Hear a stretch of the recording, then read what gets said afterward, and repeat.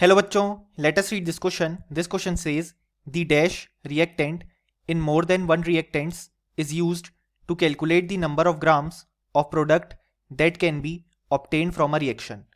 So इस question में हमसे कहा गया है कि कौन सा रिएक्टेंट यूज किया जाता है to calculate the number of grams of product जो कि रिएक्शन से ऑब्टेन होंगे जब हमारे पास एक से ज़्यादा रिएक्टेंट प्रेजेंट होता है. इस क्वेश्चन को सॉल्व करने के लिए हमें जो की कॉन्सेप्ट रिक्वायर्ड है वो है कॉन्सेप्ट ऑफ लिमिटिंग रिएजेंट. यहाँ पे लेटस से हमने एक रिएक्शन ली कि N2 gas plus 3H2 gas हमें देते हैं फॉर्मेशन ऑफ NH3. अब लेटस से हम देख सकते हैं यहाँ पे कि अगर हमने 1 मोल नाइट्रोजन गैस ली है और साथ में 3 मोल्स H2 गैस ली है तो हमें 2 मोल्स ऑफ NH3 का फॉर्मेशन देखने को मिल रहा है. बट हुआ क्या कि हमारे पास यहाँ पे 3 मोल्स H2 की जगह केवल 2 मोल्स H2 प्रेजेंट है. यहाँ पे होगा क्या कि हमने देखा कि 3 मोल्स H2 से रिएक्ट करने के लिए हमारे पास 1 मोल N2 प्रेजेंट होना चाहिए. 2 मोल्स से रिएक्ट करने के लिए हमारे पास 2/3 मोल्स N2 रिक्वायर्ड होंगे. ऐसा इसलिए क्योंकि हमने देखा कि 3 मोल्स H2 से रिएक्ट करेंगे 1 मोल N2. 1 मोल H2 से रिएक्ट करेगा 1/3 मोल N2. 2 मोल्स H2 से रिएक्ट करेगा 2/3 मोल N2.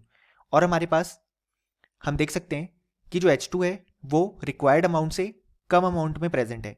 ऐसे रिएक्टेंट या ऐसे रिएजेंट को हम बोलते हैं लिमिटिंग रिएजेंट या बेसिकली लिमिटिंग रिएक्टेंट, क्योंकि यहाँ पे मोर देन 1 रिएक्टेंट प्रेजेंट है और एक की क्वांटिटी कंपैरेटिवली कम है दूसरे के कंपैरिजन में, यानी कि जितना रिक्वायर्ड है उससे कम हमारे पास वो रिएक्टेंट प्रेजेंट है.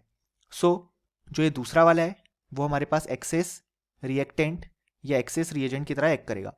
अब जो भी प्रोडक्ट फॉर्मेशन होती है वो हमेशा अकॉर्डिंग टू लिमिटिंग रिएक्टेंट या basically according to limiting reagent होती है.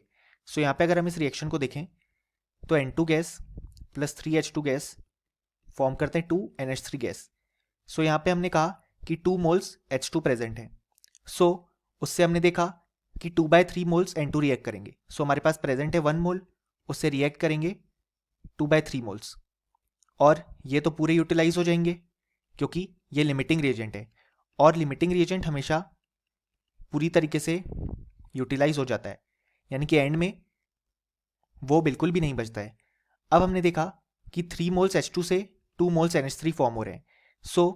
1 मोल से होंगे 2/3, लेकिन हमारे पास 2 मोल्स गिवन है, उससे हो जाएंगे 2/3 × 2 यानी कि 4/3 मोल्स. ऐसा इसलिए क्योंकि हमने कहा कि जो प्रोडक्ट फॉर्मेशन होता है वो अकॉर्डिंग टू लिमिटिंग रिएजेंट होता है.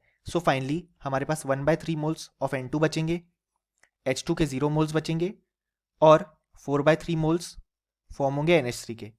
अगर हम हमारा क्वेश्चन देखें तो वो कहता है कि अगर मोर देन 1 रिएक्टेंट प्रेजेंट है तो प्रोडक्ट की वैल्यू या बेसिकली प्रोडक्ट कितना ग्राम बना है रिएक्शन से उसको हम कैसे ऑब्टेन करते हैं, यानी कि किस रिएक्टेंट का यूज करते हैं.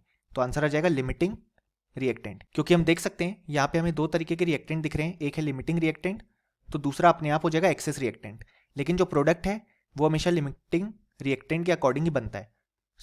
फाइनली हमें बोल सकते हैं कि इस क्वेश्चन का जो हमारे पास करेक्ट आंसर आ जाएगा वो आ जाएगा limiting. Hope you understood well. Best of luck.